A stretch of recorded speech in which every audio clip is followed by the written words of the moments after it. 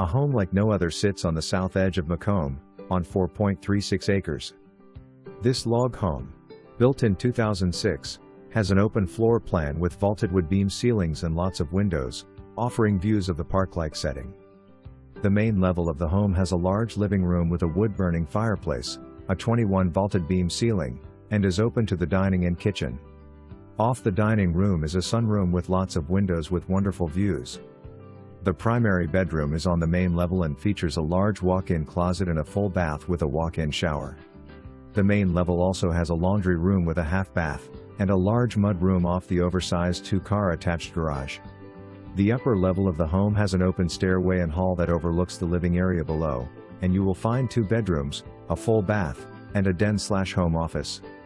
The lower level of the home is currently unfinished but has a lot of potential for additional living space, with a walkout and room for a bathroom. This home has geothermal heating and cooling, new shingles, and new interior paint. Also on the property is a 48 by 30 Cleary Building, with two 12 by 8 overhead doors.